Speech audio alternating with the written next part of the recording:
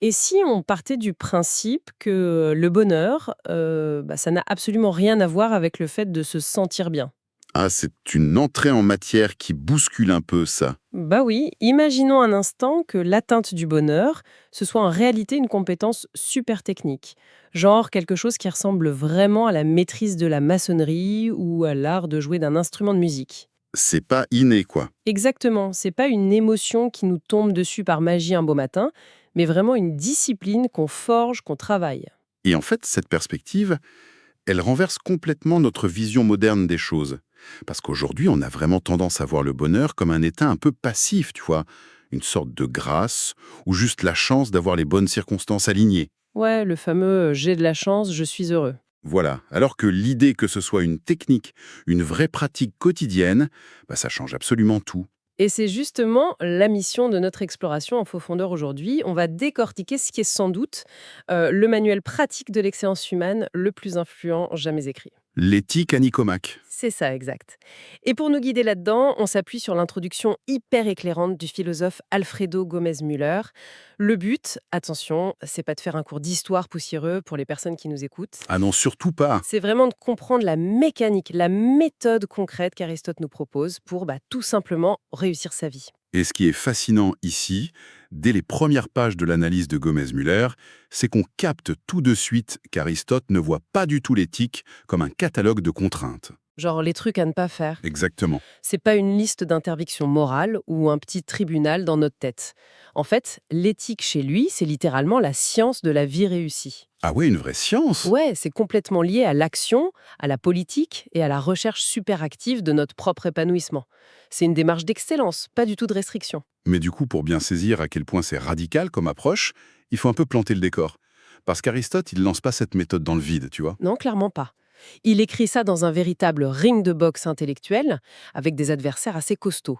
D'un côté, t'as la vieille garde, la tradition mythique avec des poètes comme Hésiode. Ah oui, les mythes. Voilà.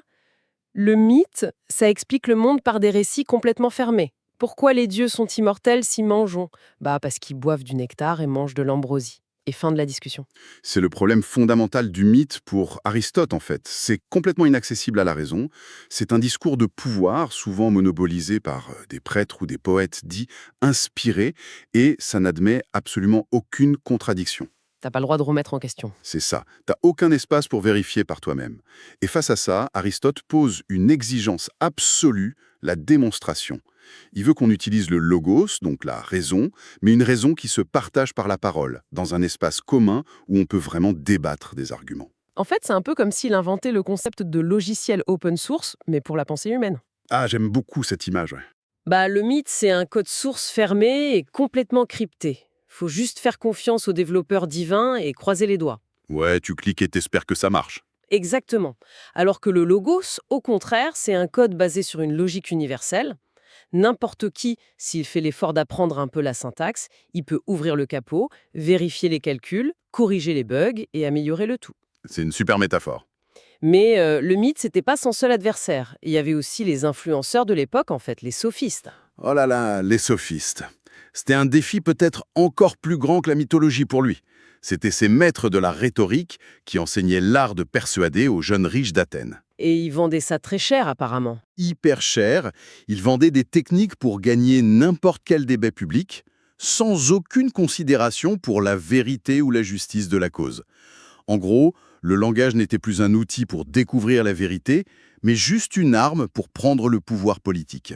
Mais attends, on pourrait se dire que la rhétorique, c'est juste un outil neutre, un peu comme un marteau, quoi. Pourquoi Aristote s'y oppose avec autant de virulence? Savoir bien parler, c'est quand même utile. C'est utile, oui, mais déconnecter le langage de la vérité, ça a des conséquences existentielles terribles. Si le langage ne sert qu'à manipuler, l'humain se réduit à deux rôles en fait. Soit t'es le manipulateur cynique, soit t'es la victime complètement crédule. Ah ouais, c'est binet et toxique, complètement. Et la philosophie d'Aristote, elle se dresse justement pour dire que non. L'humain est le véritable protagoniste de sa vie. La vérité et la justice, c'est pas juste des opinions qu'on peut tordre dans tous les sens. C'est lié à notre capacité à trouver du sens grâce à cette raison partagée, ton fameux logiciel open source. D'accord. Donc, une fois qu'on a identifié ce super pouvoir de la raison, la question logique c'est vers quel but on l'oriente. Si on lance ce logiciel, c'est quoi le programme qu'on essaye de faire tourner à la fin? Le but ultime. Voilà. Et dès le début de son ouvrage, Aristote répond que c'est le bonheur, l'eudaimonia. Mais c'est un vrai champ de mine, ce mot. Il regarde la société et il se rend compte que, ok, tout le monde cherche le bonheur, mais personne n'est d'accord sur ce que c'est. Et c'est là qu'on voit sa méthode hyper pragmatique. Il part pas de grandes idées abstraites. Il part du terrain, de ce que les gens pensent, pour ensuite faire le tri. Il prend d'abord la définition la plus populaire. Le bonheur comme simple plaisir matériel et corporel. La bonne bouffe, le confort, etc. Voilà. Et il compare ça à la vie des brutes, ou à celle de Sardanapale, tu sais, ce roi assyrien mythique qui passait sa vie dans la débauche absolue. Parce que courir uniquement après le plaisir, au final, c'est se rendre esclave de ce plaisir. C'est une vie de dépendance totale, donc il élimine ça. Exactement. Ensuite, il y a la richesse, la course à l'argent. Très populaire aussi. Très. Mais là, son argument est d'une logique implacable. L'argent, par définition, c'est juste un moyen d'échange. Personne n'accumule des pièces de monnaie juste pour regarder le métal. On s'en sert pour acheter des trucs, oui. Donc la richesse ne peut physiquement pas être une fin en soi. Ça dégage. Reste la troisième option, très prise à l'époque, la gloire, les honneurs politiques. Les likes sur les réseaux sociaux de l'Antiquité? C'est un peu ça. Effet très séduisant pour les esprits ambitieux. Sauf qu'Aristote y voit une faille structurelle majeure. Les honneurs, ça dépend complètement du regard des autres. Ce sont ceux qui donnent l'honneur qui ont le pouvoir, pas celui qui le reçoit. C'est hyper fragile, du coup. Très fragile. Or, si on relie cela à une perspective plus globale, le vrai bonheur, le souverain bien, il doit avoir une qualité essentielle qu'il appelle l'autarkeia, la suffisance à soi. Donc ça doit être un truc qui nous appartient vraiment, qu'on ne peut pas nous enlever juste parce que la foule a changé d'avis. C'est ça. C'est un critère super exigeant. Mais alors, si c'est ni le plaisir, ni l'argent, ni la célébrité, c'est quoi concrètement? Il amène ce concept un peu bizarre d'ergone, la fonction propre. L'ergone, oui. Si on dit que la fonction d'un couteau, c'est de couper, et qu'un bon couteau, c'est celui qui coupe bien, est-ce qu'Aristote est en train de nous dire que l'être humain a une fonction spécifique, comme un simple outil? C'est exactement l'analogie qu'il utilise. Pour trouver le bonheur humain, faut trouver ce qui est propre uniquement à l'humain. Se nourrir et grandir, les plantes le font. Ouais. Ressentir du plaisir ou de la douleur, les animaux le font. Donc, qu'est-ce qui reste qui soit 100% exclusif à l'humain? La raison. Bingo! C'est l'activité de l'âme conforme à la raison. Le bonheur, c'est d'accomplir cette fonction propre de manière excellente. Et c'est là que ça devient vraiment intéressant. Le changement de paradigme est total. Le bonheur, c'est pas du tout un état de béatitude où tu flottes sur un nuage. Pas du tout. C'est pas s'allonger dans un hamac et attendre. Le bonheur, c'est une activité, une praxis. C'est un verbe, en fait. On fait le bonheur en utilisant notre raison. Et c'est vital de le comprendre comme ça. Mais Aristote n'est pas naïf non plus. Il plane pas dans un idéalisme déconnecté. Il sait très bien qu'une activité, ça demande des conditions matérielles. Il a d'ailleurs cette formule super connue, « une seule hirondelle ne fait pas le printemps ». Ah, c'est de lui, ça? Oui, pour dire que le bonheur s'évalue pas sur un instant T, mais sur le film complet d'une vie entière. Ouais, il y a une lucidité presque tragique chez lui sur notre vulnérabilité. Il cite souvent l'histoire de Priam, le roi de Troie. L'exemple classique, oui. C'est un gars qui a vécu de manière hyper vertueuse, qui a utilisé sa raison avec excellence toute sa vie, et boum, à la fin de sa ville est détruite, ses enfants sont tués, c'est l'enfer sur Terre.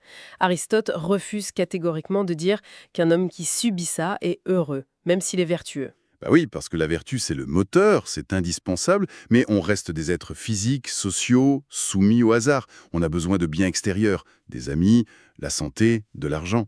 Bah oui, tu peux pas être généreux si t'as pas un centime en poche. Exactement. Ni courageux politiquement si t'es réduit en esclavage. D'accord, donc si on suit le fil. Le bonheur, c'est un verbe, une activité.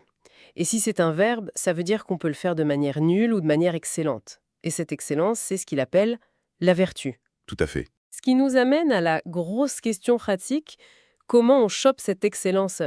Est-ce qu'on naît avec? C'est génétique? Alors, il sépare les vertus en deux. T'as les vertus intellectuelles, comme la sagesse, qui s'apprennent par l'école, l'étude, le temps. Mais celle qui nous intéresse le plus pour la vie de tous les jours, c'est les vertus morales. Le courage, la justice, la douceur. Et ça s'apprend pas dans un livre. Non, ça s'acquiert d'une seule façon, l'habitude, la répétition. Le mot grec, c'est ethos, qui a d'ailleurs donné éthique. C'est fou cette mécanique de l'habitude. Mais attends, il y a un truc piquant là-dedans. Les Grecs pensaient que la nature ne fait rien au hasard. Aristote dit que la nature nous donne juste la capacité d'être vertueux. Oui, juste le potentiel. Il a cette image géniale, si tu prends une pierre, sa nature c'est de tomber. Tu peux la lancer en l'air 1 million de fois, elle va jamais prendre l'habitude de monter toute seule. Non, sa nature est figée, elle tombera toujours. Donc l'humain, c'est la seule matière malléable. Exactement. On n'est ni bon ni mauvais. On devient juste en faisant des actes justes, on devient courageux en affrontant la peur. C'est comme apprendre la guitare. Tu deviens guitariste en jouant de la guitare. L'action précède le caractère, quoi. Voilà. Mais attention, pour que ça forge une vertu et pas un vice, faut viser très juste. Le fameux juste milieu. Ah, le juste milieu. On l'entend tout le temps, cette expression. Ça fait un peu compromis mou, genre tiédeur absolue. Ouais, on a l'impression que c'est un truc de centriste ennuyeux. C'est ça, hein. Mais pour lui, c'est pas du tout une moyenne mathématique bête et méchante. C'est un équilibre relatif à chacun. Et l'exemple de Milon de Crotone, le lutteur, il est parfait pour piger ça. Ah oui, Milon le colosse. En gros, un entraîneur doit prescrire à manger. Si 10 kilos de viande, c'est trop, et 2 kilos, c'est pas assez, la moyenne mathématique, c'est 6 kilos. Ok, facile. Sauf que si tu donnes 6 kilos de viande à un athlète débutant tout gringalet, il va exploser. C'est de la gloutonnerie pour lui. Mais si tu donnes ces mêmes 6 kilos à Milon de Crotone qui fait 150 kilos de muscles, il va mourir de faim. Le juste milieu alimentaire dépend complètement de l'individu, donc. C'est du sur-mesure. Il n'y a pas de règle universelle copier-coller pour tout le monde. Donc, pour les vertus morales, c'est pareil. Le courage, c'est quelque part entre la lâcheté totale et la témérité de malade où tu te jettes sous une voiture pour rien. Exactement. La générosité, c'est entre l'avarice et le fait de ruiner ta famille en donnant tout ton argent à des inconnus. Mais il faut quand même préciser une nuance cruciale. Il n'y a pas de juste milieu pour les trucs qui sont fondamentalement horribles. Ah non, le meurtre, le vol, la malveillance. Tu peux pas dire, bon, j'ai commis un meurtre, mais avec modération, juste un petit peu. Non, là le vice est absolu, il n'y a aucune gradation possible. Ok. Mais pour le reste, trouver cet équilibre, c'est hyper dur en pratique. Comment on fait? Aristote donne un conseil super concret qu'on appelle la ruse du bois tordu. Ah oui, Si tu as un bout de bois qui est courbé, pour le redresser, tu peux pas juste le pousser doucement vers le milieu, tu dois le plier violemment dans l'autre sens, contre sa courbure naturelle. faut surcompenser, quoi. Voilà. Et nous, on a une tendance naturelle à aller vers la facilité et le plaisir. Donc si tu sais que t'es naturellement un peu lâche, tu dois pas viser le juste milieu pour devenir courageux. Tu dois te forcer à faire des trucs à la limite de la témérité.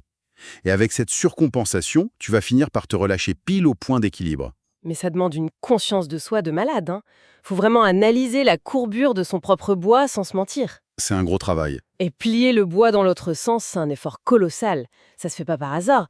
Si je trébuche sur un champ de bataille et que je fais peur à l'ennemi sans faire exprès, je suis pas devenue courageuse. Ah non, l'acte vertueux doit absolument être volontaire et délibéré. Et c'est là qu'on rentre dans l'anatomie du choix, la psychologie de la responsabilité. Qu'est-ce que ça veut dire tout ça au fond? Volontaire contre involontaire? Les actes involontaires pour lui, c'est ceux causés par une force majeure. Le vent qui emporte ton bateau, ou l'ignorance totale, si après tu ressens de vrais remords. Bon, ça c'est la théorie facile, mais les trucs mixtes. Genre un capitaine de bateau dans une tempête horrible. S'il veut pas couler, il doit jeter toute sa cargaison à l'eau. Personne n'a envie de jeter sa fortune à la mer. C'est forcé ou c'est volontaire? Aristote dit que ça reste fondamentalement volontaire. Vraiment? Oui, parce qu'au moment T où l'action se fait, le moteur de l'action est dans l'agent, le capitaine évalue, il réfléchit et il donne l'ordre. C'est ce qu'Aristote appelle la proaéresis, la décision réfléchie. La délibération. On souhaite la fin rester en vie, mais on délibère sur les moyens. Jeter la cargaison ou pas. C'est comme l'histoire du réveil matin. Ah oui, l'exemple universel. Mon souhait abstrait, c'est d'être en bonne santé et d'aller bosser. Mais quand le réveil sonne à 6 heures, c'est la guerre des moyens. Ton corps veut rester au chaud. C'est ça. Et là, la proaérie s'active. Je délibère. Si je repousse l'alarme, j'ai du plaisir direct, mais je serai en retard. Et bam, je prends une décision. Je me lève ou je dors. Et c'est ces micro-choix qui forgent mon habitude. C'est exactement ça. Nos petits choix quotidiens finissent par nous emprisonner ou nous libérer. Mais attends, je me fais l'avocat du diable 2 secondes. Vas-y. Si quelqu'un est tellement perverti par le plaisir depuis des années qu'il ne voit même plus ce qui est bien, son radar moral est complètement cassé. Quand il fait un truc lâche, il le fait par ignorance du bien. Est-ce qu'on ne doit pas le plaindre plutôt que de le blâmer? Il pourrait dire « mon bois est tordu, c'est ma nature ». Eh bien, Aristote balaye cette excuse d'un revers de main. Pour lui, ignorer les principes moraux de base, ça n'excuse pas la perversité, ça la définit. Ah ouais, il est dur. Il utilise l'image du malade qui a ignoré son médecin pendant des années. Il a trop mangé, trop bu. Aujourd'hui, il est incurable. C'est vrai que maintenant, il peut plus guérir juste en le voulant. C'est trop tard. Mais son impuissance actuelle, elle vient de tous ces petits choix volontaires passés. C'est comme la pierre. Tant qu'elle est dans ta main, tu contrôles. Mais une fois que tu l'as lancée, tu peux plus l'arrêter en vol. C'est terrifiant comme image. Mais c'est ça, hein. On est les auteurs responsables de notre caractère. Prétendre qu'on est comme ça, c'est démissionner de notre statut d'humain. En fait, si je récapitule, son éthique, c'est pas du tout une théorie dans les nuages, c'est un entraînement hardcore. Le bonheur, c'est une activité, la vertu, c'est un muscle. On doit tordre notre propre bois en visant notre juste milieu et on est les seuls sculpteurs de nous-mêmes via nos délibérations. C'est le message profond, oui. La joie de cette liberté délibérative en action. Ce qui m'amène à une pensée finale, un peu provocatrice, pour les personnes qui nous écoutent. Si le vrai bonheur exige cet effort constant de délibération, cette résistance à la facilité, qu'est-ce qui se passe aujourd'hui avec nos smartphones? Ah, tu veux parler des algorithmes? Bah oui, on vit dans un monde où les algorithmes font ces choix réfléchis à notre place. Ils anticipent nos désirs, choisissent nos films, nos trajets, nos infos. Leur but même, c'est d'éliminer toute friction pour nous servir le confort sur un plateau. C'est vrai qu'on ne délibère presque plus pour les choses du quotidien. Du coup, en automatisant notre confort, est-ce que la modernité ne nous prive pas de l'exercice même de cette fameuse proérésis? Est-ce que cette optimisation technologique, c'est pas la machine ultime pour nous confisquer notre capacité à atteindre le vrai bonheur humain selon Aristote? C'est une question absolument vertigineuse. Si on perd le muscle du choix, est-ce qu'on perd le bonheur? Je laisse tout le monde méditer là-dessus. Merci de nous avoir accompagnés dans cette exploration exigeante et à très bientôt pour creuser de nouvelles idées.